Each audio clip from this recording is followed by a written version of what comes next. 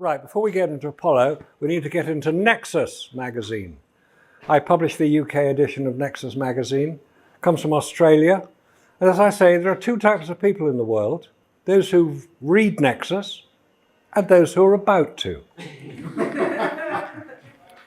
is the current issue. In this episode of the Paranormal Peep Show, we pay tribute to Marcus Allen, who recently passed away in January 2026.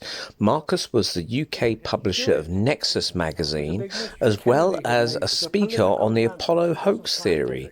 And I first met him in 2018 at one of Ben and Jones's conferences. It was soon after that I invited Marcus to come on to the Paranormal Peep Show to tell us more about the Apollo hoax theory. And he gave a splendid demonstration of all the problems associated with the NASA project of the 1960s and 70s, of how the shadows didn't align up correctly, other technical aspects of the Apollo missions. And both Andy and I were enthralled to listen to him explain all this in detail. And we went on to record a second show with him, and then went on to produce early episodes of the Apollo Detectives, where he contributed greatly to those shows throughout. And it's a sad loss now to the world of the alternative views and paranormal and the Apollo hoax theorists that we've now lost, sadly, Marcus. So please listen to this show that we recorded a few years back, about 7 years ago, where Marcus first came on to our program to discuss the Apollo hoax theory with us.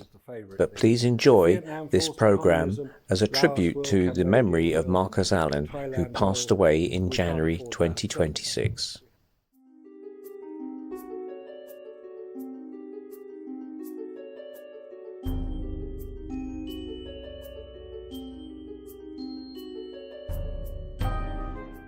Hello and welcome to the Paranormal Peep Show. My name's Andy Chaplin and I'm sitting here with co-host Neil Geddes-Ward. Neil, how have you been?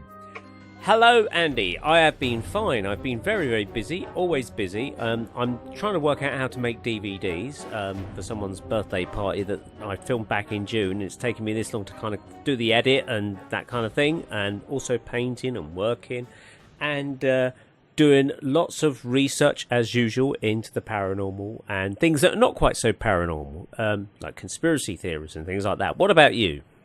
Yeah, basically sweltering. So for anyone in America, you guys normally have the hot weather, but in our case, we've actually got the hot weather as well.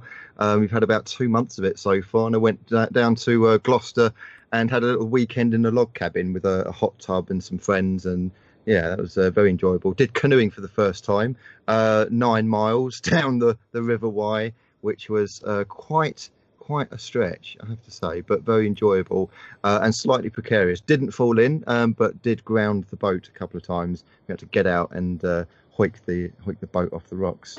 So that was quite fun. It sounds like The Deer Hunter and all those kind of films where you sort of get chased by mad axemen in the woods and things like that.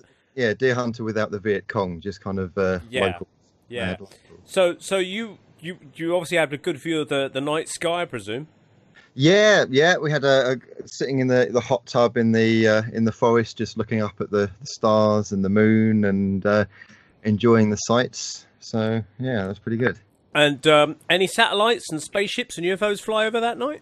I don't think there were, although some of my friends were acting rather strange. It could have been an alien abduction, or it could have been some of the drink. Hard to tell. So no little Apollo capsules going around in orbit then?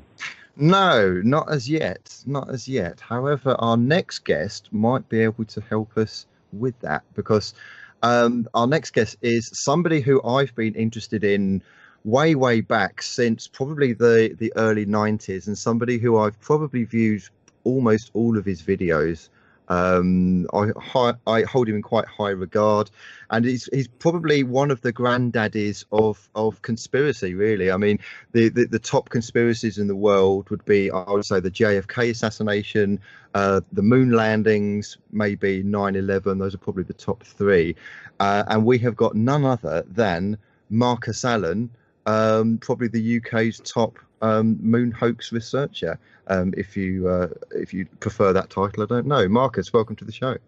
Thank you very much indeed. I really appreciate the invitation to appear on your show because it is a credible examination of, as you said, one of the top three alleged conspiracy theories of the 20th century, 21st century. Yeah, and it's probably one of the most kind of like talked about conspiracies. Whenever I get into a debate, Marcus, where something could be a little bit woo woo, a little bit kind of strange, people talk about grab your tinfoil hat. Well, I suppose you don't even believe that we landed on the moon type of thing. So this kind of like moon landings hoax or conspiracy is pretty much up there. It is the one to talk about, really, isn't it? Oh, it's definitely the one to talk about. In fact, it was probably the JFK assassination and the suppression of the information that has eventually led to the most likely identification of the perpetrators of that crime that has generated the cover-up behind the Apollo moon landings, because they practiced with Kennedy and perfected it with Apollo, because Apollo was only a few years after the JFK assassination, which was November 1963. Anybody under the age of about 50 will think this is all very history and something which maybe doesn't apply to them. But listen up, guys, it applies to you, because the same techniques are being used in the 21st century as were proven so successfully to have worked in the 20th century. So it may be history in the events, but what is not history are the techniques used to perpetrate it. So essentially, I mean, if they did hoax it, then it's an ongoing lie. It's an ongoing hoax, because you can't sort of go, oh, well, actually, yeah, that was a hoax, but now we're telling you the truth. It's got to be an ongoing lie if indeed that is the case. It is, and there are many people who will look rather askance at yourself. If you said you mentioned it, and people look a bit askance at you. How can you believe something? We all saw it on television. This is, how can you not believe something you've seen on television? Well, come on, I've seen 80-foot gorillas climb the Empire State Building. Was that real? Yeah, Marcus, I remember seeing you. I think first of all, way back in the probably the mid '90s, on a show called For the Love of, with I think it was John Ronson, and I think actually Philip Kinsella might have been on that as well. Neil, do you remember the show? He was on a Channel 4 show, and I think it was John Ronson. Whether that was the title of it, I don't know. But whether it was the moon landings, I'm not sure. But I think Philip was certainly on a show. I think he was talking about UFOs on that particular. Oh, was he? Yeah, I saw a clip of it somewhere on YouTube. Wasn't Kinsella on the show I was on? In fact, I congratulate you on having seen that. That was actually the first time I ever appeared on television. That was back in 1997. 97, that's it. That really piqued my interest, because at the time, I mean, I don't think anybody really, certainly not in the mainstream, really questioned the moon landings. I mean, maybe they might have. I certainly know that there were some magazines, and I know, Marcus, that you're is it the editor of Nexus in the UK, or the distributor of Nexus magazine in the UK? I'm the publisher and distributor of Nexus Magazine UK, which is the UK edition of Nexus Magazine, which is actually comes from Australia. The editor is Duncan Rhodes. He lives and works in Australia. I just sell and distribute the magazine throughout the UK and Europe. I see. Marcus, just quickly, tell us what Nexus Magazine is and where people can get it. Nexus Magazine is the world's top-selling alternative news magazine, i.e. not fake news. It covers hidden history, alternative health, where you get treatments that may well be successful. It's probably best known for its alternative health articles. It also covers politics, it covers conspiracies, it covers the unexplained, it covers UFOs, and everything associated with them, because all those subjects, hidden history, alternative health, future science, politics, conspiracies, they're all tied together. If you understand how they interlink with each other. David Icke calls them joining the dots, doesn't he? It's basically joining the dots. Nexus Magazine's been published since 1987. Wow, yeah. I've been involved with it and distributing it in the UK since the mid-1990s. 1994, in fact, was when we first started. So approaching 25 years. people often ask, well, how do we know what in Nexus is true? I say you don't. You have to find out. We're pretty sure that 95% of it is true. The trouble is we don't know which 95%. So read it, determine for yourself whether what we publish, and there are articles. You can always contact the authors of the articles. They're people from around the world. We publish articles from the UK, from America, from Canada, from Brazil, from China, from Russia, from Romania, from Bosnia. We've published articles from people all over the world covering different subjects, and they're subjects which are of great interest to people. Now, the main advantage of Nexus magazine, if I can just continue this commercial break we're having here on Nexus magazine, is that yes, you can find all this information somewhere on the internet. How long will it take you to find the good information, the information which is relevant to what you're trying to find? If you start with Nexus magazine, you read the articles and you say, hey, that's interesting, I'd like to follow that one up. At least you've got a point of start. And if people wanted Nexus magazine, is there a website that you could recommend? If you want to buy the hard copy of Nexus magazine, which is always the best thing to read in the bath, computers don't like getting wet, you can go to W.H. Smith, major branches of W.H. Smith. There are specialist bookshops throughout the UK that sell it as well. Watkins Books, Mysteries Bookshop in London, Atlantis Bookshop in London. In Glastonbury we sell it, Bath it's sold around the country. If you go into any major newsagent, say you want to get Nexus magazine, they will get it in for you if they don't already stock it. If you go to nexusmagazine.com, that is the website, which is actually run from Australia, but it will give you all the information you need about subscribing, which is your best way of obtaining Nexus, because you'll then get it sent through in the post to you every 2 months. We publish 6 issues per year. We far too much like hard work to publish every month, though we have enough information to publish every week. So it's a matter of selection of the information. Excellent. So if, as I say, there are 2 types of people in the world, those who read Nexus and those who are about to. So go out and buy it. You won't regret it.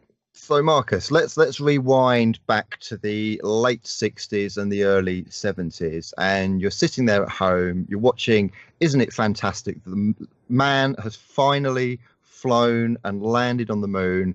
We've got the videos, we've got the transmissions, we've got the live news broadcasts. At what point, roughly what year, did you begin to think something was awry? It was actually a talk given in Glastonbury, which just happened to be the centre of the universe at the time. This was the early 1990s. Right. It was a talk about something completely different. It wasn't anything to do with the moon landings. There were no people really out there in the early 1990s saying, oh, these moon landings, I don't think they happened. This talk, I would say, I think it was to do with megaliths or something like that, but it was showing a lot of photographs. And almost as an aside, the presenter said, of course, you know those photographs of the moon landings, they're not real, they weren't taken on the moon. And I thought, what is he talking about?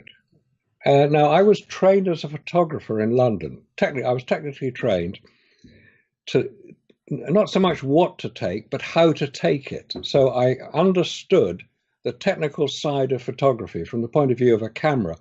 Now, again, I have to say, these are film cameras we're going to be talking about, not digital cameras. Digital cameras record information very differently from film cameras. A photographic film, is a piece of emulsion, piece of plastic, which has light-sensitive chemicals on them, which when light hits those chemicals, they react in certain ways. The film is then put through wet chemicals to develop the film and to set the developed film so that it doesn't fade or change the recorded image. And what you have then is a photograph. There are 2 types of photographs. You can either have a reversal image, which is what we would refer to as a transparency, i.e. it's a piece of clear film, in effect, with colored emulsion on it, which you can project onto a screen, or it's a negative, film negative, that's the thing most people were familiar with, taking color negative films. Again, it's processed through chemicals, wet chemicals, and you then put it into an enlarger or a projector, and you print the photograph that you want, which will come out in the reverse. So negative film produces a positive image. The transparency material is already a positive image. Now, that may sound a bit technical, but it's necessary to understand that what we're going to be looking at are photographs taken with transparency material which have been projected to produce a print image, which is what you see in newspapers, magazines, and books. There's a print images. So what we're looking at is a print image. Now, a photographic film has certain limitations behind it. You may have heard that film has a certain speed or sensitivity. Yeah.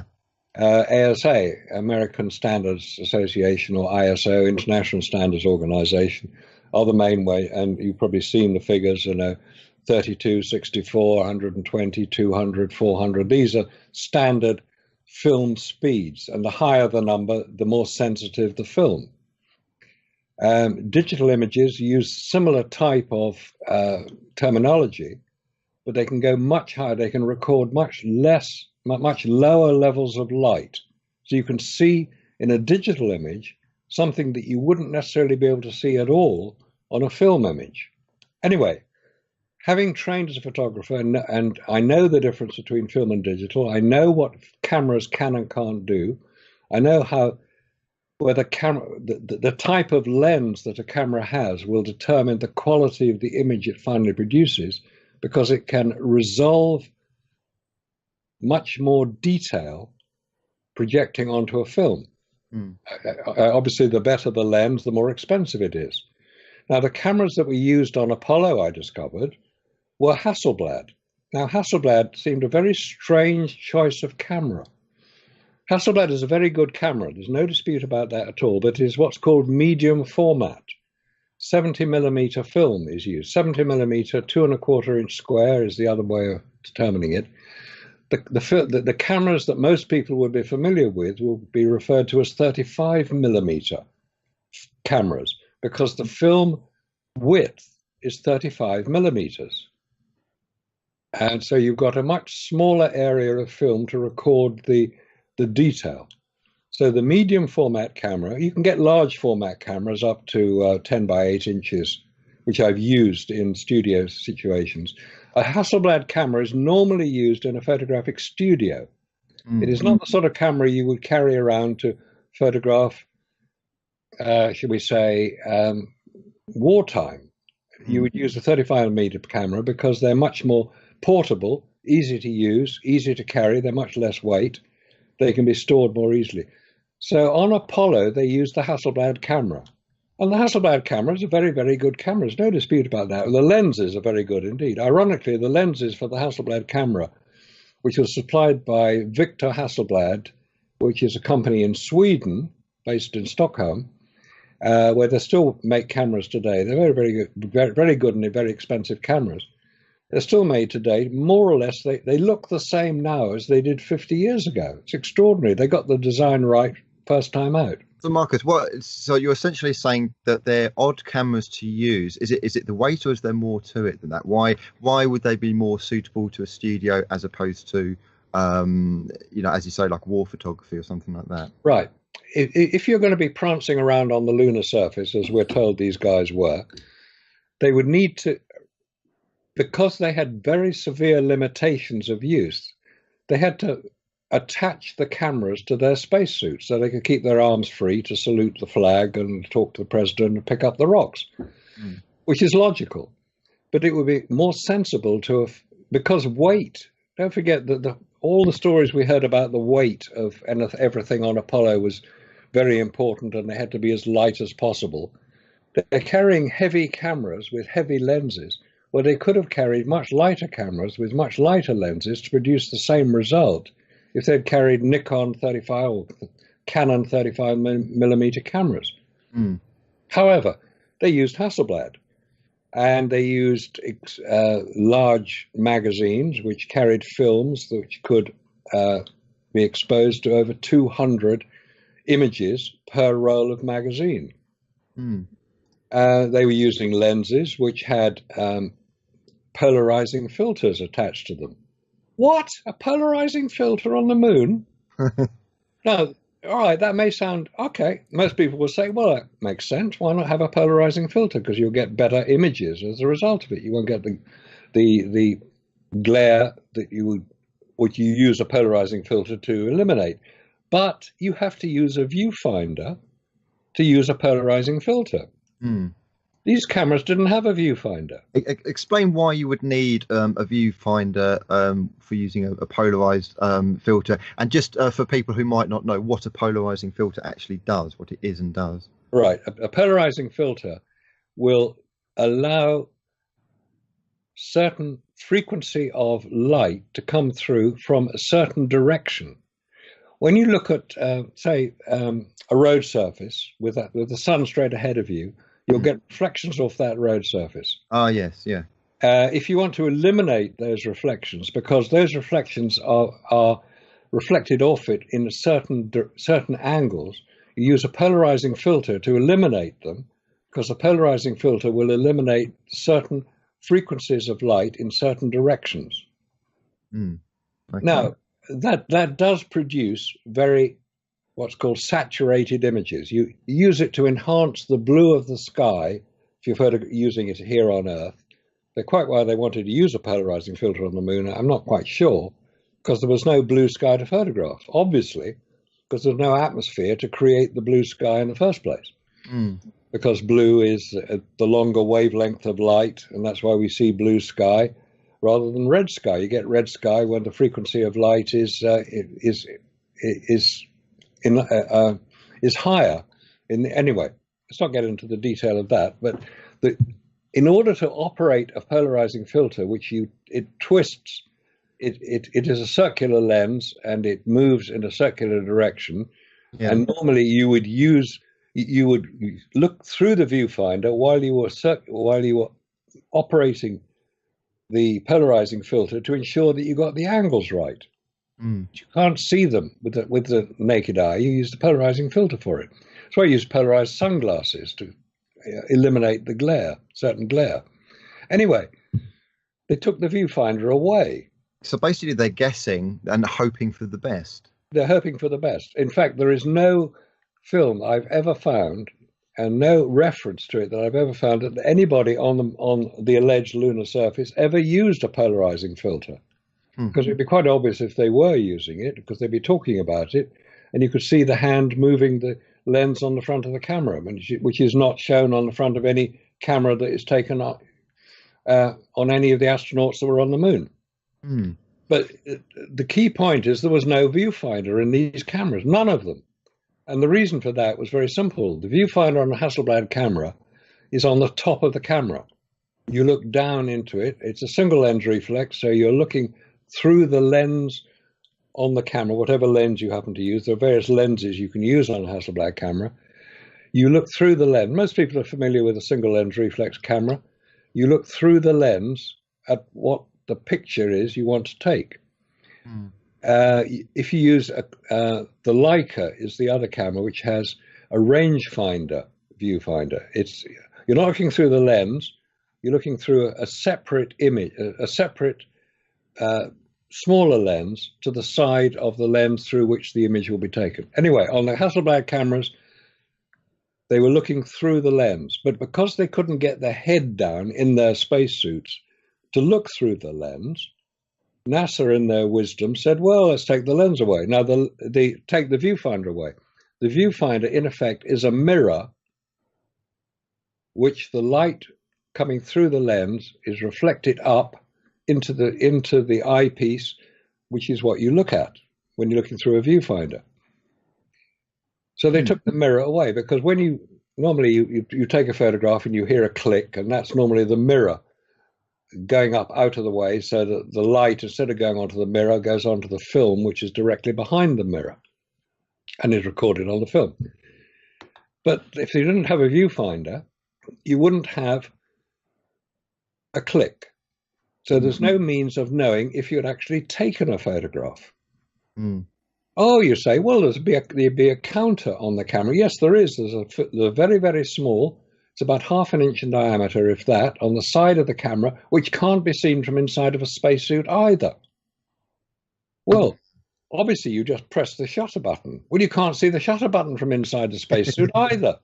So with all these limitations of use, you're wearing a spacesuit which has armored gauntlets because of the micrometeorite damage which you could have. It's pressurized, 4.8 pounds per square inch pressure, because there's the vacuum of space. You know, humans have to take their own pressure, otherwise we'll get the bends. And I also would have thought, Marcus, if a spacesuit was pressurized, wouldn't it become too rigid to actually move in?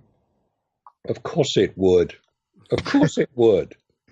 Because you know, if it's pressurized to kind of like deal with something like the moon surface, you wouldn't even be able to bend your arms, surely. I mean, Of course not. Of course you can't. I mean, these are the questions which start getting asked. I mean, that's a perfectly valid question, which has never ever been answered. how hot is the surface of the moon with sunlight hitting it? If you're in sunlight, 250 degrees Fahrenheit, 120 degrees centigrade. And it takes 100 degrees to boil a kettle, doesn't it? 100 degrees to boil a kettle. So they're going way over boiling temperature. Yes. Now, there's one point which I think we need to clarify right now, because certain supporters of the NASA fantasy will say, oh, they landed early in the lunar morning so that it wasn't very hot. Get a life, guys. Do your science. All right. What they're saying is that in the same way on Earth, at dawn, it is much cooler than it would be at, say, lunchtime. I mean, recent weather in the UK and probably all over the world, most people will be familiar with the fact that it's cooler in the morning than it is at lunchtime. And that is because the sun rising, shining through the Earth's atmosphere, the power of the sun is reduced compared to the equivalent sun overhead on Earth. Yeah. On the moon, there's no atmosphere. Yeah. So as the sun rises above the horizon of the moon, wherever it happens to be, sunlight hitting any object will heat that object immediately. So it's more of a binary thing, isn't it? Whereas we've got kind of like, I suppose you could call it analog sunlight. The moon has got binary. It's either on or it's off. It's like it's hot or it's cold. On or it's off. Now, there's some very interesting proof of that. This idea that as the spacecraft allegedly sat on the lunar surface early in the lunar morning, which was correct, and the reason for that was so that the sun would cast definitive shadows so that they would show up well in the photographs, rather than having the sun overhead at midday on the moon, which is actually about 6 or 7 days after it, because the moon takes 13 days for 1 day of light on the moon. So what you've got is the sun coming over the surface immediately heats any object it hits to its full temperature. I mentioned the proof of this. I said the proof of this is when the first astronauts were operating on the original space station, and not Mir, it was the one that followed that before the International Space Station. And the astronauts were creating it, and they were working out of the space shuttle, which was out there, and they complained about how cold their hands got when they were in the shadow of the Earth. Because if you're in the space station, you spend half your time in the shadow of the Earth. Well, it varies depending on the orbit angles. But let's say half your time is spent in the shadow of the Earth. When they were trying to work in the shadow of the Earth, they said their hands got so cold they couldn't feel them. NASA said, oh, don't be so stupid. It can't be that cold up in the space station. You're not very far away. It's only 200 miles up. So they took thermometers up there to record the temperatures as the shuttle moved from sunlight into darkness. And sure enough, as it moved into darkness, temperatures fell almost immediately. And as the same space shuttle then, about half an hour, 45 minutes later, moved into sunlight, the actual quote is, within a few minutes, the temperature has risen to over 100 degrees. What's going on? Well, of course, that's what happens in space, where you've got sunlight, which is the radiant energy of the sun, hitting any object, it will immediately heat it. And when that object moves into the shadow, in this case of the Earth, it will immediately cool down. So presumably, I mean, the materials that NASA used for the spacesuits and boots, etc., I mean, they would have to go way beyond boiling point. I mean, I would have thought that would start to melt rubber and start to melt plastic, and especially if they're kind of like going in the shade and then back in the sunlight and back in the shade and back in the sunlight. I mean, that's like kind of like, you know, going in a sauna and immediately going into an ice bucket and back again. And that can't be healthy for the materials used. You've got it. You've got it. Absolutely spot on. Exactly. There's a 500 degree Fahrenheit range of temperatures that these magic spacesuits have to cope with. I say magic spacesuits because we've only talked about heat at this point. We haven't talked about radiation. Certainly haven't mentioned micrometeorite impact. And we certainly haven't mentioned what happens if you fall over. Let's go on to the radiation side of things. One of the big contentions that moon landing hoax theorists come up with is that the Van Allen belt is preventing space shuttles and astronauts going through space. So one of the rebuttals was a video from somebody called Curious Android. I think, Neil, you've heard of the Curious Android. Curious Droid, he's called. Curious Droid, on YouTube. Yeah. That's correct, yeah. And I have to say, I haven't got an academic head, so I can't get my head around the science bit. But what he seemed to be saying was, well, actually, they only went around the Van Allen belt, and they only spent about 3 hours in the Van Allen belt, in the weakest part of it, apparently. And then when they came back again, they went through the weakest part of it for only 3 hours. So probably only the equivalent of, say, a chest X-ray or something like that. What would be your rebuttal on that claim? Well, I mean, if you want to believe the sort of fantasy that's been put out, Paul Shillitoe is his real name. Right. Curious Droid. There's a lovely little lady in America who does a similar sort of job called Amy. Talks about space and promotes NASA and bigs them up all over the place. Vintage Space, I think she presents, isn't it? That's right, yeah. Vintage Space, for anyone that wants to check her out. Space. Has huge viewing numbers. Obviously, they admire lovely ladies as well over there, which is quite right too. Which is probably why I haven't got very high viewing figures, because I was old enough to watch these moon landings live back in London in 1969. Anyway, yes, this idea that the Van Allen radiation belts are the showstopper of space travel, or human space travel, was first put forward, ironically, by the man after whom these belts are named, Professor James Van Allen of Iowa University.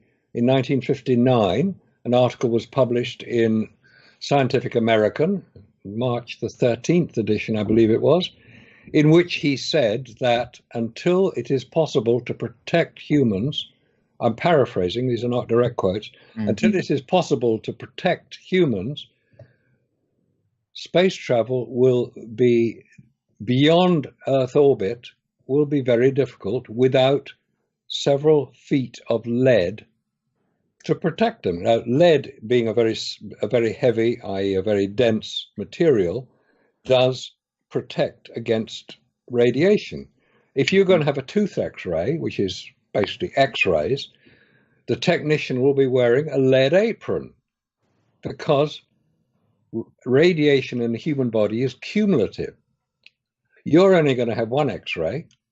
The technician operating the equipment will be exposed, if they weren't wearing their lead apron, to dozens, if not hundreds, of similar short bursts of radiation.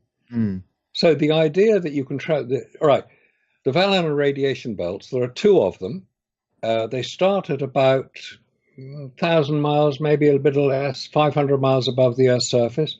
There is something called the South Atlantic anomaly, which, if you really want to get technical about it, is where there is a lower level, i.e. about 200 miles above the Earth's surface. Part of the the inner Van Allen radiation belt comes down basically over Brazil, hence the South Atlantic anomaly, and spacecraft traveling through it, which they do on reasonably frequent occasions in normal orbit, have to switch a lot of their equipment off to prevent it being damaged by radiation, because radiation will damage electronic equipment.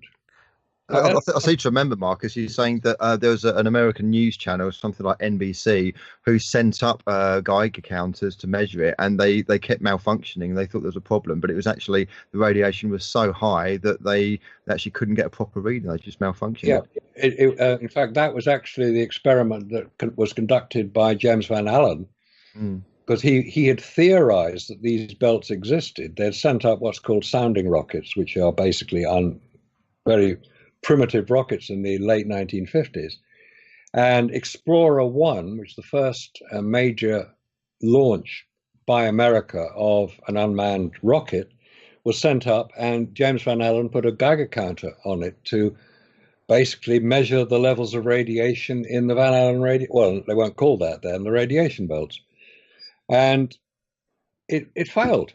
No readings came back, and once they looked at the evidence and they got their rocket back, I think they got the Geiger counter back, they found it had stopped working because it was overloaded. And the statement that James Van Allen said was, "Space is radioactive." Okay. One of my other sciencey friends, Marcus, for those listening, I was actually trying to get a friend of mine who's quite into science and quite into rocketry, who does believe we landed on the moon, to come online and talk about it. Unfortunately, he's either busy or he's not replying, or whatever. But hopefully, we'll get him on another show. But there's another. Often the case, I find. Yeah. I don't think because he did accept the challenge and he was quite ready to come on. But I think it's just lack of time. But one of my other sciencey friends who doesn't believe we went to the moon, basically says that space, there are some parts of space that are very hot in terms of like the radiation. He reckons the Van Allen belt is actually like super hot because of the something to do with the ions heating up. This goes way over my head. Have you heard that one at all? Yeah, I've heard that one. I too don't quite follow the science of it. There are people who say that space is hot. Now, space can't be hot. Space can't be cold. Space has nothing to have a temperature. Right. Space is empty. Yeah. So if you put something in space, like the Earth or the Moon or Saturn or Jupiter or a spacecraft, it will have a temperature. It can't help but have a temperature because it will receive the radiant energy of the sun in our case. That's why here on Earth we operate at at the temperature we do, because we have the Earth receives radiant energy of the sun. It's called the solar constant. It's the amount of energy received on the Earth's surface is 1,350 watts per square meter. That's quite a lot of energy when you think about it. Now, some of that energy is going to be reflected back by clouds. Some of it's going to be absorbed, which is rather useful, by the atmosphere and eventually by us, by the oceans, which is why the oceans don't freeze, because they've absorbed solar energy. And we have a very stable environment. It's a magnificent system. Whoever designed the Earth as a stable system did a very good job, because it's been around for, we're told, billions of years. It's still here today, no matter the amount of abuse that humans have managed to inflict on it, which has obviously not affected it very badly, because it's still operating much the same as it was 100 years ago, 500 years ago, 1,000 years ago, probably 10,000 years ago. And then things got a bit pear-shaped because something hit the Earth rather hard, melted the ice caps, and the water levels rose 400 feet, and everybody got drowned. But that's another story. It's I was going to say the Earth is out of its guarantee period now. What I was going to say, just going back to the radiation slightly, is that I came across in my own research from my various aliens on the moon talks and things like that, was a 1950s film. I think it might be about 56, 57, something like that.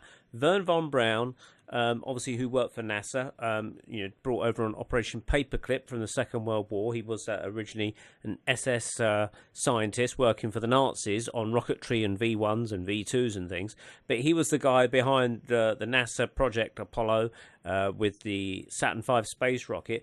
In this 1950s film, he's talking about proposed mission to the moon, and this is before they've even designed the Saturn V. And he's shown a great big model which looks something out of Star Wars or Thunderbirds, that kind of thing. Very impressive model. And he's talking you through the various sections of the model. Here's the cockpit, but just beyond the cockpit, and he shows this large umbrella type device, maybe like a reverse of a satellite dish. He says, and this is to protect the astronauts from the deadly radiation they will encounter in space. Now, that is interesting. He mentioned that, and yet there's no such device on the Saturn V later when it went up. There's no umbrella-type device at the front of the ship or on the Apollo capsule, and yet he even acknowledged there was deadly radiation in space. Oh, yes, he did. In fact, it's interesting you mentioned Wernher von Braun, because if he hadn't died when he did, 1977, I think it was, he would have been prosecuted by the International War Crimes Tribunal for crimes against humanity while he was working in Germany. Basically, he used slave labor, and he was about to be prosecuted. He was one of many dozen Nazi war criminals brought over, as you mentioned, under Operation Paperclip, to provide their expertise to the Americans who were trying to launch these rockets, which the Nazis obviously did. 2,500 V2s landed on London, so they worked. The V1s were basically cruise missiles, which were easier to get rid of, because if you flew alongside them, you could tip them over. They'd crash so that they didn't damage people. But the V2 rockets were basically ballistic missiles, and they would go up way outside the Earth's atmosphere, come down and blow up. Thousands of people died in London as a result of it. Thanks, guys, and then he goes over to America. And if you look at pictures of the Saturn V rocket, they have the same markings on them as the V2 rockets did. Yeah, they do. I mean, these guys weren't trying to hide what they were or what they did. They were just pleased to get the work. But Wernher von Braun worked closely with Walt Disney. Now, Walt Disney and Wernher von Braun were politically aligned. It's known now that Walt Disney was basically a fascist. He was a very good filmmaker, and he employed a lot of very talented people, and he created some fantastic films, basically fantasies. They were children's fairy stories brought to life. Cinderella, Fantasia, all the famous ones, and then Mickey Mouse as probably his greatest creation. All these were fantasies. Walt Disney, being a skilled filmmaker, is more than likely to have had a hand in creating some of the artwork or even the films which were purported to have been taken by astronauts in space, which NASA now relentlessly promote as evidence for their landing on the moon. So, Marcus, going back a little bit to sort of basics for those who might not know much about the Apollo missions. So the one that apparently made it to the moon was Apollo 11, wasn't it? That's the first one that was allegedly landed on the moon. So that comprised of basically a rocket booster to get it into space, and on top of that, you've got the lunar orbiter. And then connected to the lunar orbiter, you've got the lunar lander, and connected to the lunar lander, you've got the lunar rover. Is that correct in that order? Very simple. Up to a point. Apollo 11 was not the first mission that allegedly reached the moon. Okay. The first mission to do so was Apollo 8. Okay, but that was an unmanned one, I think. Wasn't it? No, it was manned. There were 3 astronauts on board. They did not land on the moon. Okay, right. Let's go. Let's focus on the actual one that's allegedly landed on the moon. Was that Okay. The first one that allegedly landed was the third mission to the moon. There was an Apollo 10, which was also did not land, but had astronauts on board. right? Apollo 11 was the first one that we're told landed. Yeah. That was the most famous one. That was July 20th, 1969. Okay, and just describe allegedly what the whole thing comprised of that took off. Okay, the Saturn V rocket, most people will be familiar with pictures of it. It's a whacking great thing, 365 foot high. Yeah. Weighed 3,000 tons. Virtually all of that, 99% of it, 99.9% of it was fuel. Yeah. Because it was a chemical rocket, liquid hydrogen, liquid oxygen brought together, pumped through. I mean, can you imagine the logistics of pumping tons of liquid hydrogen and so on? Anyway, the thing takes off. Clouds of smoke, clouds of huge flames, big noise, millions of people watching it. That existed. That was real. Yeah. 2 minutes after it leaves the launch pad, it disappears from sight. Yeah. It's 50 miles away. The first stage of the rocket then is jettisoned, because are these two booster rockets on the side? Are those the two ones that jettisoned? That's the space shuttle. Right. That came much later. Oh, that's later. Right. Okay. And in fact, there is a question: if the Saturn V did what we're told it did, why do you need to invent another rocket space shuttle? Which couldn't even do half the job the Saturn V could do. So the Saturn V was a single big rocket, and it was 3 rockets in one. 3 rockets in one. Okay. Okay. It takes off, huge, great clouds of such like 50 miles downrange. It's left side. It's out of sight. The first stage, basically the first half of the rocket falls away. The second stage now ignites. The second stage will drive the rocket, what remains of the rocket, into Earth orbit. Yeah. Which is, in that case, it was 150 miles up.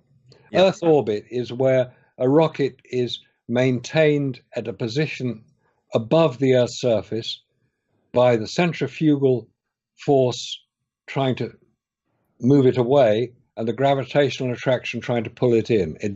Because it's balanced, it will orbit the Earth. And that's what the space station does now. After it's been in Earth orbit for a couple of orbits, about 3 hours, it jettisons its second stage, and the third stage ignites, which is what's called translunar injection, TLI. Yeah.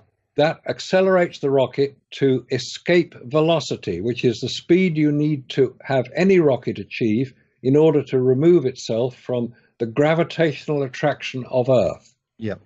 And that speed is 25,000 miles an hour. Wow.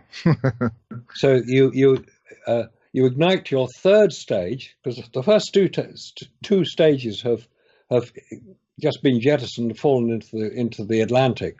Yeah. The third stage sets it on its course to the moon.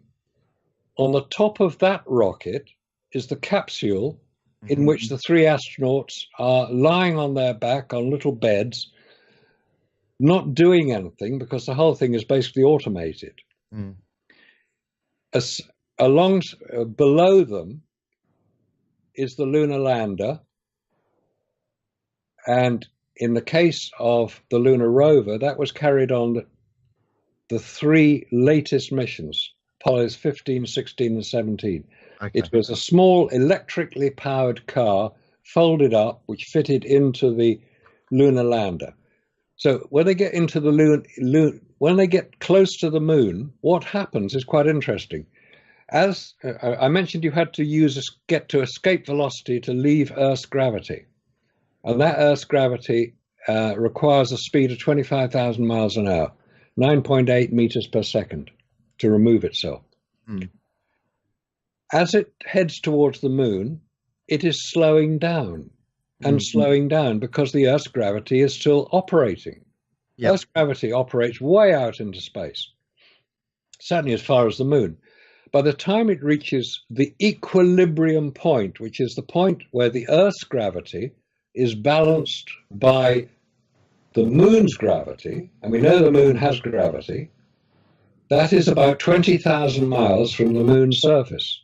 Mm. When it passes that point, it's traveling at about 2,000 miles an hour only. Mm. It's attracted by the lunar gravity, and that accelerates it to about 4,000 miles an hour, where it goes into orbit by firing its engines, or retro-firing its engines, to go into lunar orbit. This is the command module in which the three astronauts are living, the lunar lander, which is attached to the command module. I won't get into how it was attached to it, but Marcus, I'll tell you what, we'll get into it after the break. Sorry to cut you short, but we have got a break now. But okay. we'll get straight back into it after the break, and we'll land on the moon then. Yeah. You're listening to the Paranormal UK Radio Network.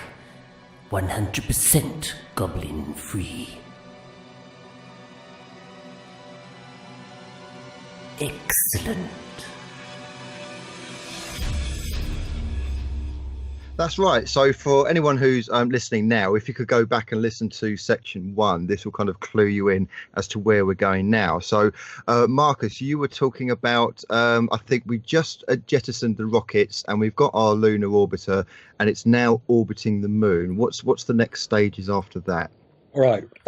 What's actually orbiting the moon is the stage 3 of the Apollo rocket, which is actually going to stay attached to the command module, or as it's sometimes referred to, the command and service module. And the rocket is part of the service part of it, because the command module itself didn't have any propulsive ability. It didn't have any rocket, so it had to carry it with it. So it was the third stage of the Apollo, of the Saturn V rocket. The third stage was what propelled it to the moon, stayed attached to the command module, which was attached, as you said, in its as well to the lander, the lunar lander, which was in 2 sections. It was the descent stage and the ascent stage. Mm.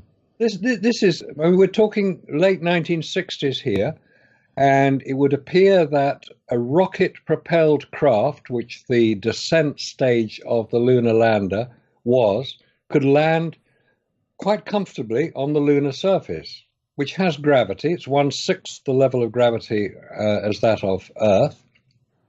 So it detached itself, the lunar lander detached itself from the command module, which remained in orbit around the moon for the length of time that whoever was involved would be on the lunar surface, and would be there to collect them when they came back again, and would then head back home to Earth to a hero's welcome and a lifetime of trying to maintain the story. That's not a matter.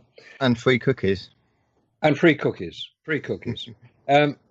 So the lunar lander, as I said, is in 2 sections, both of which are attached together as they land on the lunar surface. The astronauts there are 2 astronauts who will land in the top section. It's in 2 sections. The bottom half is what lands, yep, and the top section is what the astronauts live in, and will then subsequently take off, yep, using the landed section as the launch pad to return to the command module. That's basically what happened. And the idea in how it returns to the command module, presumably it's kind of trying to sync the orbit. Is that correct?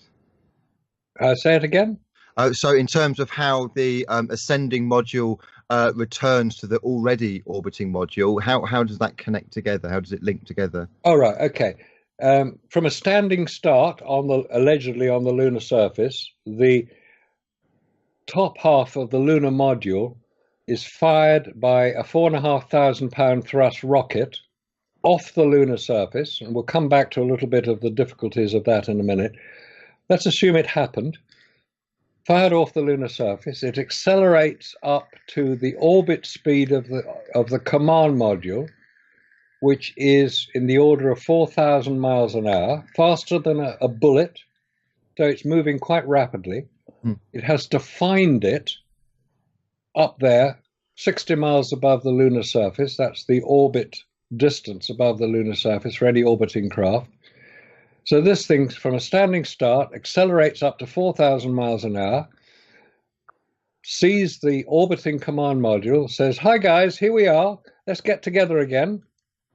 And so they dock together, which is an extremely complicated move when you're moving at 4,500 miles an hour, 60 miles above the Earth's surface. And they obviously succeeded because they're all still alive when they got back to Earth, but that's another story. They then jettison the now finished with lunar lander, which they had traveled in from the lunar surface up to the command module. They jettison it back into the moon, where its impact is, we're told, recorded by the seismometers which had been laid out by the astronauts on Apollo 11, 12, and 15. And the moon rang like a bell, we're told. Because if you fire something into the Earth, it won't ring like anything because it's a solid lump of rock.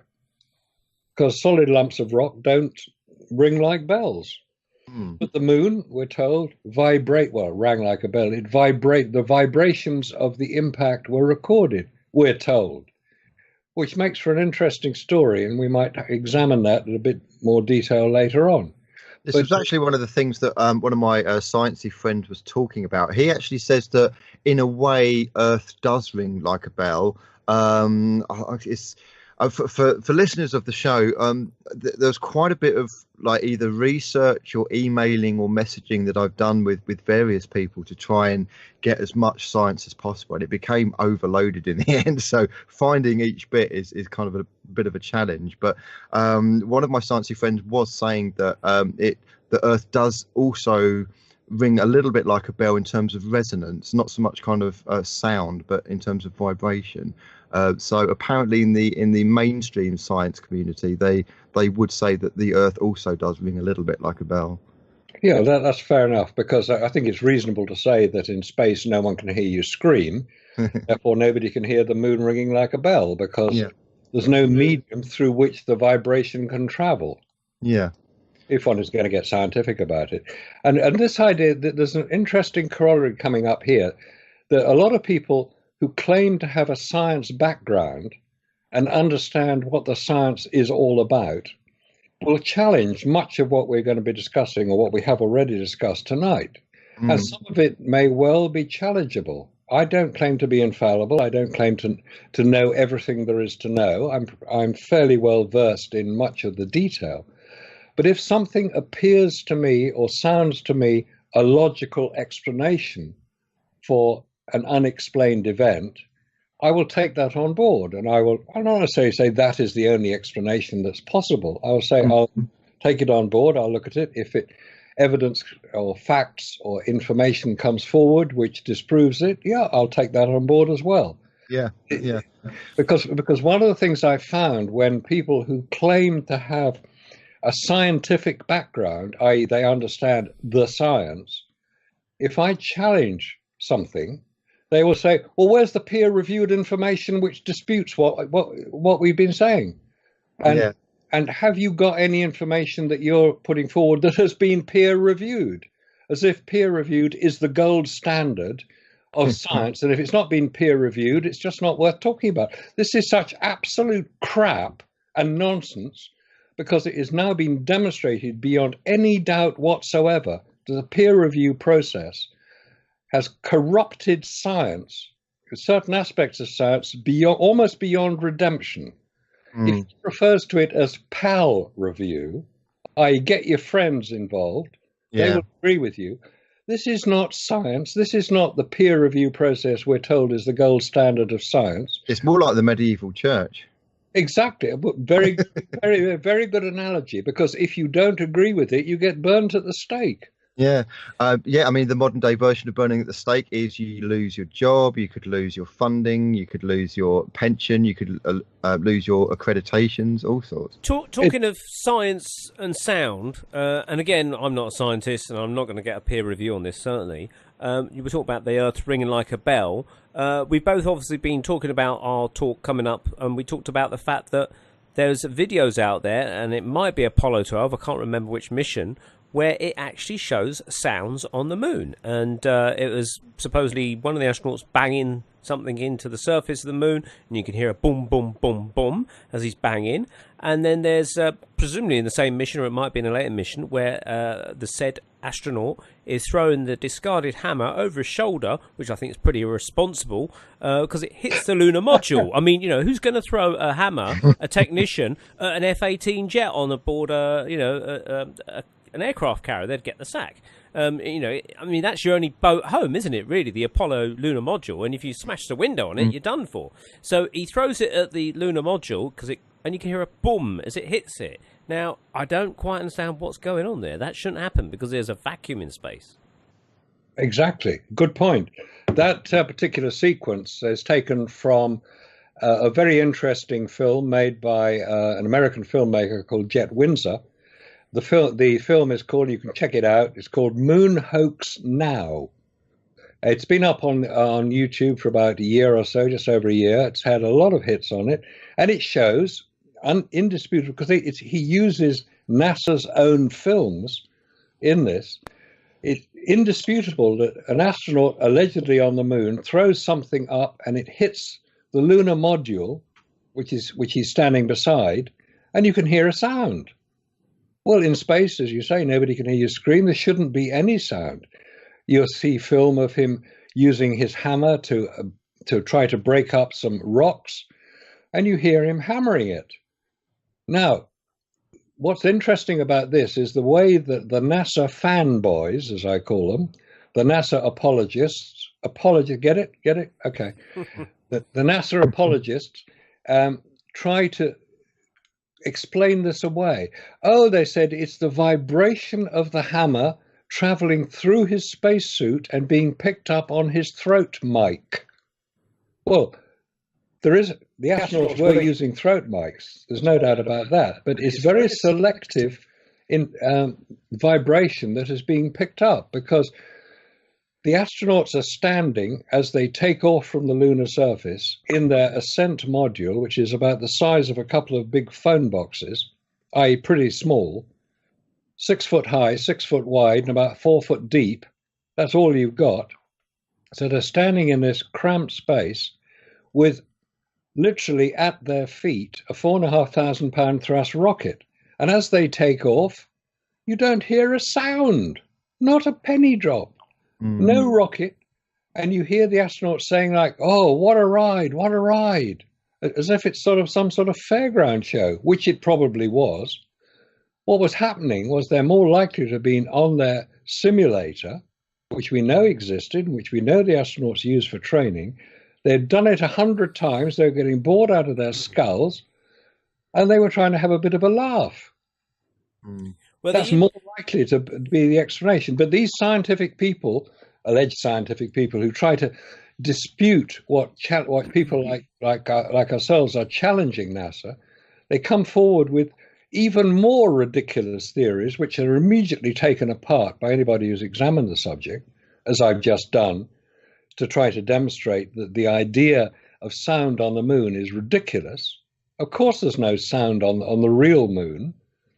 But there is plenty of sound, which was probably not damped out or removed by the sound technicians recording it. They just happened to go for a cup of tea at the time, and he was hammering away at the rock. Oh, shit, we forgot to shut the sound off.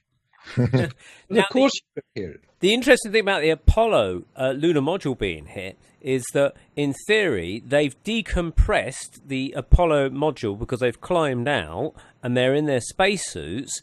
And you've then got to argue, why would they leave a microphone switched on in the Apollo cabin of the craft that they're not using at that moment? And even so, even if the microphone was left on and they left the hatch open or something because they don't want to shut it because they've got to get back inside it, they left the hatch open, there's no air in there because it's a decompressed chamber. And it's only when they climb back inside their spacesuits and reconnect their systems up to the tanks or whatever they have to do to repressurize the craft once they've shut the door, does air once return again to the inside of the capsule. So, you've got to think, where is that microphone that's recording that bang? And then obviously, if they're going to fake it, they shouldn't really be having microphones on the stage anyway, really. So it's a bit of an oddity, isn't it?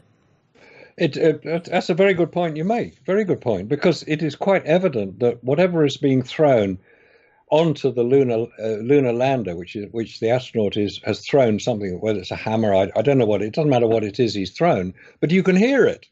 There's no doubt whatsoever that you can hear it hitting the lunar lander, which, as you say, had been decompressed. It contained no air, which is another story in itself. So you shouldn't be able to hear it. But if it's on a film set, or if it's on a simulation studio setup, yes, you would probably have microphones around so that you could direct the people involved in the set, say, oh, stand there, or don't stand there, or do this, do that. And they just got it wrong. But for some reason, this was included in an official NASA film of alleged landing on the moon. It makes no sense whatsoever. And the explanations to try to dismiss it, that it's being recorded through the throat mic as a result of vibration through the spacesuit, couldn't possibly be the case on this occasion, because the sound is coming from nowhere near the spacesuit. It's coming from the lunar lander. As you say, why would they have a microphone live in the lunar lander when they weren't in it? There weren't any microphones that could have been live at that point. That's right. There's another curious thing that I can't quite work out, and Marcus, you might know what the official explanation is. With the lunar rover, where on earth does it attach to the lunar lander? Okay, as you look at the lunar lander, it's got 4 legs. Yeah. One of those legs contains a ladder down which the astronauts will walk to get themselves from the top part of it, which is the ascent stage. Yeah. It's about 10 foot down. Yeah. If you look at the lunar lander like that, the lunar rover was attached on the right-hand side. There are 4 quadrants.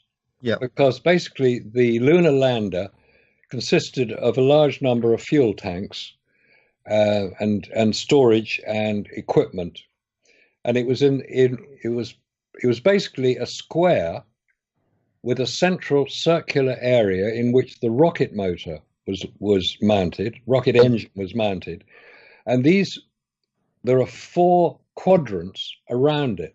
And actually, there are 8 altogether. There are 4 quadrants on the corners, yeah, and 4 in the center between the corner quadrants. The lunar rover was folded up. It was an incredible design. It did fold up so that you would be able to fit a 10-foot long rover into a 5-foot high section of the lunar lander. And it did fit. I've seen the photographs of it folded up. I've seen it being folded up. And as it is demounted or removed from the lunar rover on the lunar surface, allegedly, the wheels will fold down, the chassis of the lander will fold out, so instead of being 5 foot high, it's 10 foot long, with the wheels at each end of it. It's a remarkable piece of construction. But my question is, how and why would it not put the whole thing off balance when landing? Well, that is a very interesting point, because on Earth that thing weighed 460 pounds. On the moon it would weigh about 70 pounds. So you would need a counterbalance on the other side, because otherwise the rocket, which is centrally mounted, and the descent engine rocket is gimbaled, i.e. it can be moved about 6 degrees out of the vertical, unless there is a completely balanced craft, it will start to cartwheel. So what have you posed this to NASA, and what have they said? They would say that the equipment that was mounted to balance it is on the other side, and there is certainly quite a lot of equipment which is seen being removed from the lunar lander on the later missions. Don't forget, the lunar rover was only on 3 of the later missions.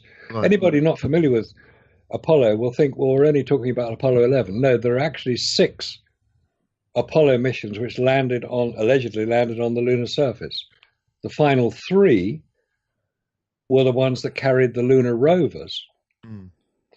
They were called the J missions. Actually, when you say 6 landed, I think it's 5, because Apollo 13 didn't make it. That's right, isn't it? No, there were 6 that landed. There was 11 and 12 landed. Oh, I see. And 13 was... 13 was an interesting story in itself. 14, 15, 16, 17 there was supposed to be another 3 missions after that, 18, 19, and 20. President Nixon, don't forget, was president during the whole of the Apollo missions. He cancelled the last 3, mainly on the grounds, well, we've been there, we don't need to do it anymore.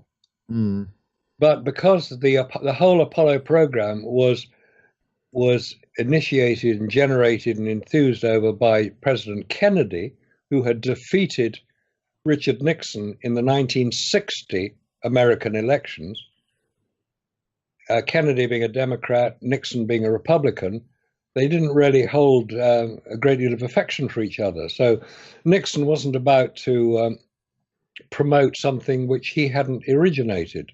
Mark you, what Nixon originated was lying and deceit in the White House, and he paid a reasonable price for it, got sacked. So one of the photos from the lunar rover, just focusing on that for a moment, shows a close up of a wheel, and there's no tracks either side. Have NASA come up with an explanation as to what that's all about? No, NASA have not addressed that. Was a question that was asked of them. There were hundreds of other questions which have been asked of NASA.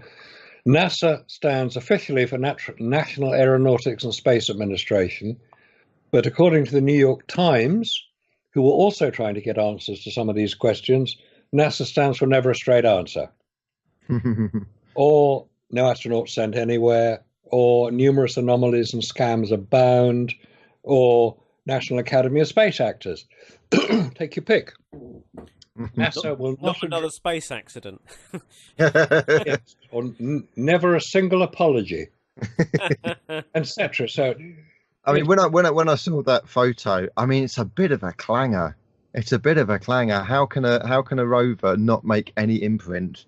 well, exactly. It's a reasonable question to ask, and it's been asked of NASA several times actually, because there is a very clear photograph showing, I think it's from Apollo 17, because a lot of photographs on Apollo 17, where you see the lunar rover on the lunar surface, you see a lot of footprints made by the astronauts, and we know that astronauts leave footprints to show where they've been.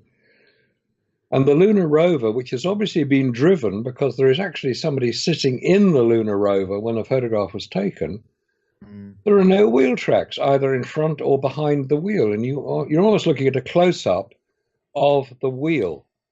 Now, the NASA apologists will say, oh, that's easy to explain. You can see all the footprints of the of the astronauts who are obviously getting equipment on and putting equipment off and doing a lot of work around the lunar rover. Oh, they've kicked a lot of the lunar surface material, and it's just covered the tracks. Absolute rubbish. Yeah, I'm looking at it now, and I can see the boot prints, but there's nothing that's been kicked that I can see. I mean, there would at least be some kind of groove that would have been covered over, but there's no groove at all. Also, the operating temperature, as according to the NASA manual for the lunar rover of the battery, was the specifications of the battery operating temperatures was outside the specs for the actual moon temperatures. In other words, the battery, according to the specifications of the manual, couldn't possibly have worked, the battery, because it wouldn't operate in that environment, basically. Right. Exactly. So, again, another anomaly to do with this whole Apollo fantasy, where you've got batteries that won't operate, but we're told that they were able to drive a car on the lunar surface for a distance of up to 20 kilometers, which is about as far as an electric car will go today without additional assistance. Tesla has managed to get cars to go further than that now, but that's in the 21st century, not in the 1960s. It was designed and made by a cooperation between the Boeing Aircraft Corporation and General Motors. And they were very proud of it because it folded up rather neatly, as we've described, and it was able to drive considerable distances. Because don't forget, when it landed on the moon, attached to the lunar lander, the astronauts then had to assemble the car with the seats and the steering mechanism, and not the steering mechanism, the seats and all the equipment that they were going to carry around with them on the lunar surface. But you don't see any film or photograph of that occurring. strange, except for one rather obscure film, which we're told is Apollo 15, assembling the lunar rover. And all you see them doing is pulling it out of its storage area on the lunar lander, and then it's out of sight of camera because they're using a fixed camera position, and conveniently you're not showing them assembling the vehicle with, I should say, communication equipment which can communicate with Earth. Hang on a minute. What are we getting to here? These are now communicate to Earth. Yes, this is what happened, because if you've seen the film of the lunar lander top section taking off to return the astronauts to the command module orbiting above the Earth, you see it being filmed from the lunar rover, which has been specifically positioned about 100 meters away, we're told, so that its camera could record the lunar lander takeoff, which it does. And you see on Apollo 17, you see the lunar lander take off from the lunar surface, or the top half of it with the astronauts in it, take off from the lunar surface and ascend upwards as you would expect a rocket-fired craft would do. But you see no exhaust or heat emissions from any rocket. It's as if it's on a bungee rope. Now, the camera on the lunar lander was operated remotely from Houston by a guy called Ed Fendel, who had been practicing it because he tried to do it Apollo 15 and failed. He got closer on Apollo 16, so he had a bit of practice, we're told, on Apollo 17.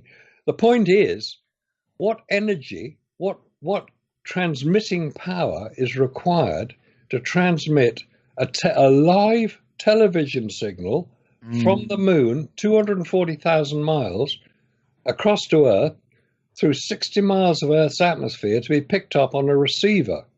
What energy is required? A lot. More than those batteries had available at any time. And especially not after they'd been allegedly driving this lunar rover around the lunar surface for 3 days on Apollo 17. But they didn't recharge the batteries. There were no photoelectric cells to recharge them. So what energy was required? Now, any television or radio engineer who is familiar with what is required on Earth to transmit a television signal, and there are plenty of people who can do live transmissions on Earth, and you need a fairly large van in which to transmit your signal up to a satellite 220,000 miles up and then back down again. But what power is needed on that? Yeah. Well, And that's not very far. I've worked in telecommunications, broadcasting, things like that, and I've had to advise people on telephones who are in Africa and Norway and all sorts of places around the world about arranging their satellite dishes to try and pick up signals. And I've always sort of, these are soldiers out in the bush and they're trying to set up their satellite dish to try and pick up a satellite picture so they can watch TV. And I said, you really need to get a proper engineer in, to sort it out, because they've got all these special receivers and transcoders and God knows what else sort of equipment who will line it up with satellites, and they're trained in that specific field, and they adjust the modulation and all sorts of clever trickery to get the pictures. Now, these are astronauts on the moon.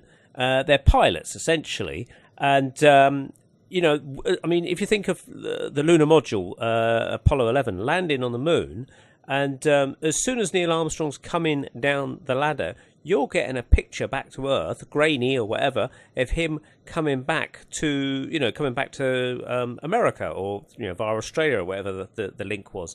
And you kind of makes you wonder, thinking, how on earth did they line up their little dish that was on top of their lunar module to, I don't know whether they beamed it to the command module, that's orbiting, or do they beam it straight back to Earth, on a tiny little dish? How do they line it up? Because they're still inside, technically, they're still inside their the lunar module. I don't know. I mean, maybe it was possible to do that. But in light of all the other discrepancies, I don't think they worried about that, because they didn't have to, because they were going to fake it anyway. Exactly, because it was all pre-filmed. It was done during the training and simulation exercises. There's no doubt that happened. There's no secret about it either. And forget Area 51. There's no way it would be automated. There's no way there'd be like a locking signal for it to automatically do it. Yeah, exactly. Any television engineer, and it's very interesting what you say about trying to pick up satellite signals. And the satellite signal isn't coming from that far away, relatively speaking, what, 20-odd thousand miles out?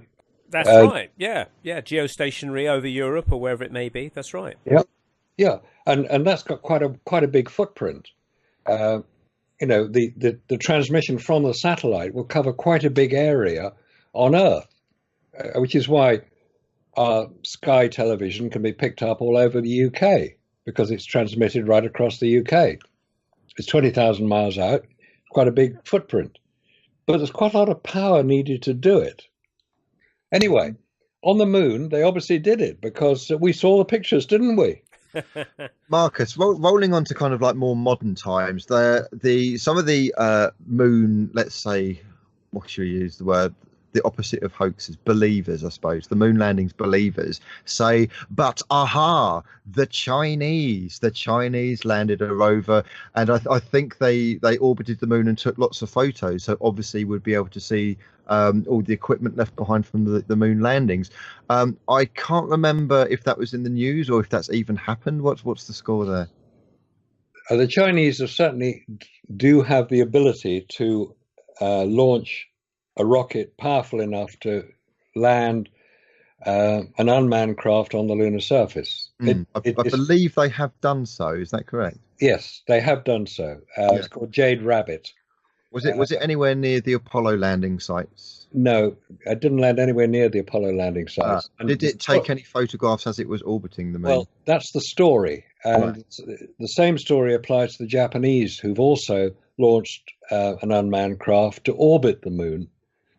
And then we can come on to the Lunar Reconnaissance Orbiter, which is an American craft operated by NASA, needless to say, which orbited the moon and photographed the Apollo landing sites, we're told, in 2009. Let's just examine what we're told to believe about this. We're told that the Chinese did it. I haven't, to be fair, seen any photograph issued by the Chinese Space Agency or the Japanese Space Agency purporting to show any of the Apollo landing site, any of the artifacts left on the Apollo landing site from the Chinese or the Japanese. I have seen the photographs issued by NASA in support of their contention that they show the 6 Apollo landing sites. Okay. Anybody can go online and look at these photographs. Their Lunar Reconnaissance Orbiter website will show them in interminable detail. What you're going to be looking at is a photograph taken 20 miles or 25 kilometers above the lunar surface by this Lunar Reconnaissance Orbiter satellite using presumably 21st century technology, i.e. pretty good cameras. 20 miles is about 100,000 feet. It's not that far away as far as the satellite's concerned. And what the pictures they produced show basically a few white pixels and a few black pixels with a whacking great arrow put on it saying Apollo 11 or Apollo 12 or Apollo 17 landing site. And on the Apollo 12 and the Apollo 17 landing sites, they get overexcited by all the footprints you can see on the lunar surface. Oh, wow. Oh, wonderful. It must be real. Until you start examining it in detail, where you see that the footprints are as wide as the lander, which is 20 foot. So were they giants, these astronauts? Did they kick up a huge amount of dust? And how come this is the first time they've ever been photographed? And anyway, why are they in black and white? And why can you only see a couple of pixels, which identifies a 20-foot wide lander with a shadow considerably longer, because you can see that the shadow angles are quite low. It was taken quite early so that the craft would show up, or the shadow of it would show up. Well, you can only see a few black pixels. Now, if you then compare those appallingly bad photographs, which I don't think represent anything beyond somebody's CGI attempt to show what the lunar landers might look like if they happened to be on the lunar surface, with a known satellite photograph taken above Earth of, as I showed recently when I was doing a presentation on the subject, of the London Eye, taken from 400 miles above the Earth by the Geo-1 satellite 10 years ago, i.e. when the Lunar Reconnaissance Orbiter was photographing on the moon. This is taken in full color, 400 miles above the London Eye, through all the pollution and the distortion created by the 60 miles of the Earth's atmosphere, and you can see individual cars, individual capsules on the London Eye. You can see cars parked nearby, some of which have sunroofs, which are about 3 foot across, quite clearly. You can see which way the car is pointing, because you can see the difference between the bonnet and the boot. But on the moon, all you see from these ridiculously stupid pictures, which we're told represent the Apollo landers on the lunar surface, are a few white pixels. Yeah. Come on, guys, don't take us. I'm looking at both images now. I'm looking at the London Eye one, and I'm looking at the Apollo 17, alleged Apollo 17 one. Yeah, I mean, it's okay. let's take the assumption that what we're looking at is actual photographs of the moon. If they are actual photographs of the moon, there is something there that's like either man-made or not natural. But as you say, they are too far away. It could be a rock. Yeah, it could be a rock. It's I would have expected much more zoomed in, high quality images. From 20 miles away, of course you would. Yeah. Haven't NASA kind of made the areas a no-fly zone for other nations to preserve the integrity of the land? So they say. Yeah, I can see why, so that nobody else can find there isn't anything there. Absolutely, yeah. It's a bit of a laughable one, that, isn't it? But here's a question, Marcus. Let's say the Chinese are or the Japanese are for some reason in on it. What would be their motivation for doing so, as opposed to saying, look, the Americans are lying? I have no idea. Absolutely no idea. They may well be in on it. They may well have to use NASA's tracking facilities, or they may have to use NASA's facilities or some of the technicians involved, and they don't want to upset America. Could there be things going on in the background? So, for instance, one of your quite a lot of your talks, you talk about that during the Cold War, that in actual fact the Russians and the Americans were kind of working together, and the Americans were kind of buying and selling wheat and helping to fund Russia to stop the people from starving, and kind of like as a bribe to stop nuclear war, basically. Could there be something similar going on with the Japanese and the Chinese that kind of like have to shut them up in some way? I don't think the Japanese or the Chinese need shutting up. I think that they know which side their bread is buttered on. If they want to involve themselves, which they evidently do in space travel, because it's a reasonable thing. And don't forget, the Indians are doing it as well. The European Space Agency is doing it as well. Yeah. There's cooperation and collusion, and not of the bad kind. There's cooperation between all these agencies, because space travel is an extremely dangerous business, and people like to pass information that they find which could be helpful to other people on, which is what was happening between America and the Soviet Union. And the point I make about, in answer to the inevitable question, well, if what you say is anywhere near true, Marcus, why didn't the Russians blow the whistle at the time? They must have known what was going on. Of course they knew what was going on. They chose to shut up about it. And the reason they chose to shut up about it was partly to do with the wheat deal, which is well known, that the Soviet Union were offered very, very favorable terms to buy American wheat in the millions of tons of American wheat. There'd been a drought in Kazakhstan. It's quite a natural thing, and there was a potential for starvation. America don't like to see people suffering unnecessarily if they can help it. and gain something from it. So they quite generously offered very good price for the Soviet Union to buy American wheat over 2 years. It was in the early 1970s. Whether it came with a hidden price attached, I don't know. I have no evidence. But what I do have evidence for is what's called the gas for pipes deal. The Soviet Union have one major natural resource, natural gas, which in order to survive as a nation, they need to sell it in the world market. Reasonable thing to do. Saudi Arabia sell their natural resource. It's called crude oil. Nothing wrong with trying to sell your natural resource. Now, the Soviet Union at the time, this is the mid-1960s,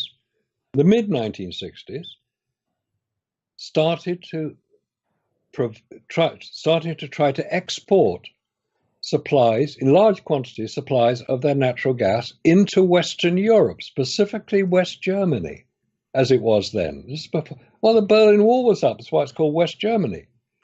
And it was called East Germany, which is the other half of Germany. It's now been reconciled in 1989 when the Berlin Wall fell, but that's another story. So in the mid-1960s, Russia are negotiating with the government of West Germany, the government of Italy, and also Hungary and Austria for the supply of their natural gas. But the Soviet Union, having been devastated by the Second World War, they lost 25 million people in the Second War. It's a huge number of their population. They didn't have the industry to manufacture the pipeline required to take this natural gas from its fields in Siberia, which is northern Russia, into West Germany, which is in Western Europe. It's about 2,000 kilometers. So the deal was, which America struck with West Germany, you make the pipes, because West Germany's industry had been resurrected much faster as a result of the Marshall Plan at the end of the Second World War. Look it up if you don't know what the Marshall Plan is. West Germany's industry had got back on its feet and started making things, because all you need to do to make a gas pipeline is large sheets of steel. You roll them out as flat sheets and then bend them into a circle. Hey, presto, you've got a pipe. You link all the pipes together. You put one end of it into your gas field, and every 10 kilometers or so, you put what's called a compressor, which is in effect a jet engine. Guess who supplied the jet engines? Rolls-Royce, to drive the natural gas along this pipeline. It won't flow without some assistance. This is the way it's done today. It was driven into, the pipeline was built into West Germany in the mid-1960s. Come on. America were upset about it, obviously, because they wanted to supply. They didn't want the Soviet Union to be seen to be supplying Western Europe. It's not East Germany we're talking about, West Germany. They didn't want to be seen to be supplying West Germany, because otherwise, what would NATO be doing? This is the argument Trump has just used on Merkel, Chancellor of Germany. Look, you get all your natural gas from Russia. What are we doing protecting you against Russia? The same argument applied 50 years ago. That whole Cold War thing was a complete fabrication. Absolute bloody nonsense, as was this whole nuclear attack. There was never going to be a nuclear war. Control, divide and rule, isn't it? It's also, after the Apollo was cancelled, they actually, well, I say cancelled, they didn't go to the moon. They kind of continued Apollo in a half-wit way, because they had the Apollo-Soyuz link-up, which I think was over Southampton, if I believe, in 1974 or 5, wasn't it? Yeah, 75. Apollo-Soyuz. Oh, look, America and Russia are cooperating just after, or just in the middle of the Cold War. What's going on? So, Of course Marcus, they were cooperating. going back to the kind of like the actual science of the whole mission itself, because I think we've gone off at a slight tangent, but going back to the science, one of my friends actually was asking, wasn't the lander supposed to have an airlock, and if so, where is it positioned? Was the craft depressurized? Did they all have to sit in their suits? And then how much oxygen did they bring, and where was it stored? How much did it weigh, and how much fuel did you need to kind of carry it? Good question. the Apollo lander, the lunar lander, did not have an airlock. So right. So how did they? So imagine we're in the top section. We're not in our spacesuits. We're not kitted up. What would we need to do to get kitted up and then get actually onto the moon's surface? Right. This is mission impossible. Absolutely mission impossible. Okay. If you're going to wander around on the lunar surface, the real lunar surface, you've got to put your spacesuit on. Yeah. A spacesuit, if you see film of astronauts being kitted out, because if you recall when they were walking towards their rocket before they took off, you saw these heroes in their white spacesuits. They were kitted up with their spacesuits before they even got into the command module. Mm. Now, in order to get into their spacesuits, the film of them getting in is quite interesting. It takes 3 people to get one astronaut into their spacesuit. I've seen it. Yeah, I've seen that film. Okay, now, they walk into their spacesuit. They walk onto their rocket. They go the 300 foot up into their capsule on the top of their rocket. They take their spacesuits off because they have to be able to travel to the moon in the shirt sleeve environment of the command module. And you see them in their t-shirts and jeans, presumably. I don't know what they were wearing. Yeah. But they weren't in their spacesuit. They get to the moon. The command module is orbiting the moon. 2 astronauts now go from the command module into the lunar module without wearing a spacesuit, because they couldn't get through the little hatchway connecting the 2 craft. It's only 24 inches across. It's been measured. Mm. They couldn't get through that hatch if they were wearing a spacesuit. Now, in the lunar lander is another spacesuit for each astronaut. Yep. So they get into the lunar lander and they land the lunar lander. We'll come back to that in a minute because there's another very interesting anomaly. They land their lunar lander, and in the case of Apollo 11, they then have 6 hours between landing it and getting out. Now, in order to get, at that point, they have to get into their spacesuits. Yeah. Marcus, we're coming up to the end of the show, but just very quickly, what's the official explanation of how they got into their spacesuits and then onto the moon? If you can speed it up a little bit. Okay.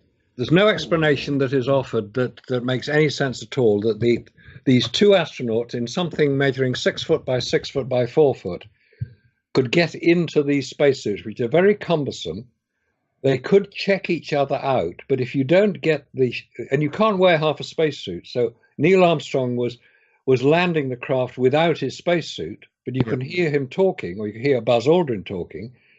Therefore, the craft was pressurized because they couldn't be in an unpressurized craft without a spacesuit. They'd be dead. Yeah. So they're landing it without a spacesuit. They then get into their spacesuit. Yeah.